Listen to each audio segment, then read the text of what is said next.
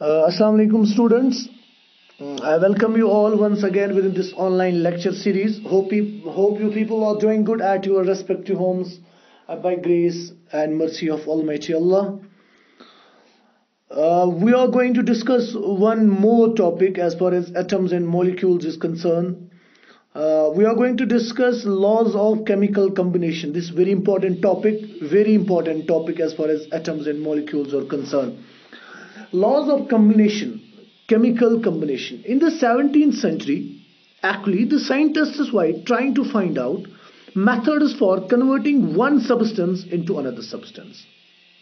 During the studies of the chemical change, they made certain generalizations rather. These generalizations are known as laws of chemical combination.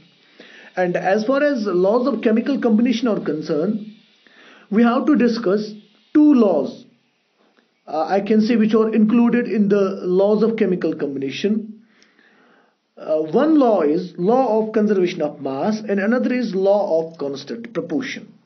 So as far as laws of chemical combination are concerned, in the 17th century, it was actually the 17th century when scientists were trying to find out methods for converting one substance into another. For example, this is carbon plus oxygen gives carbon dioxide.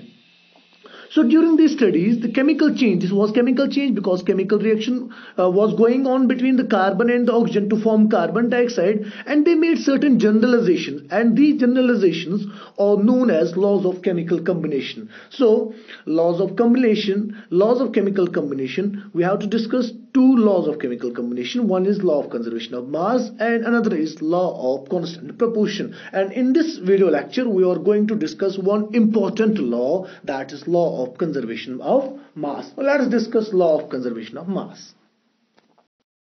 So as far as this law of conservation of mass is concerned, this law actually deals with the relationship between the mass of the reactants and the products during a chemical change. And it was actually stated by a French chemist, also known as father of chemistry, Antoine van Leeuwenhoek in 1774. So first thing you people must remember that this law actually gives the relationship between the mass of the reactants and the mass of the product during the chemical change. And it was given by a French chemist, a father of chemistry, Antoine van Leeuwenhoek in 1774. So let me make you people more clear about this law of conservation of mass. What does this law of conservation of mass mean?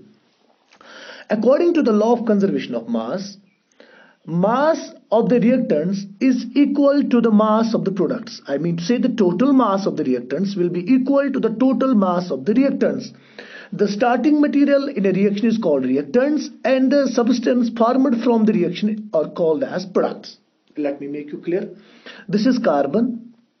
When it reacts with oxygen, it gives carbon dioxide.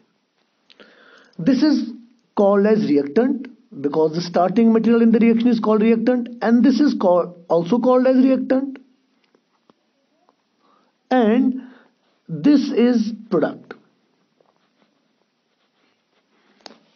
What Antoine van Leeuwenhoek said, he told that mass of these reactants, for example, this carbon plus oxygen gives carbon dioxide. The mass of these reactants is equal to the total mass of the product. So that's why I told you people, according to the law of conservation of mass, this law is also called as law of indestructibility of the matter. In other words, the law of conservation of mass means mass can neither be created nor destroyed during a chemical combination, but can simply change from one form to another form. That this is carbon. When it reacts with oxygen, it gives carbon dioxide. And what actually Antoine van Leeuwenhoek said, that he told that mass of the reactant, for example, carbon is having atomic number of 6. Let me make this more clear to you people.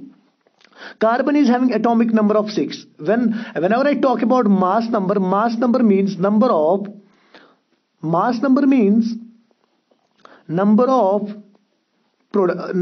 protons plus number of neutrons. Whenever I talk about mass number means number of protons plus number of neutrons. So this is carbon.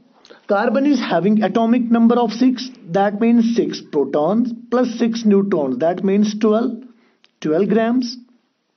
And as far as oxygen is concerned, oxygen is having atomic number of 8, and mass number is equal to 8 plus 8. But these are two molecules of oxygen, that means 8 plus 8, 16 into 2 equal to CO2.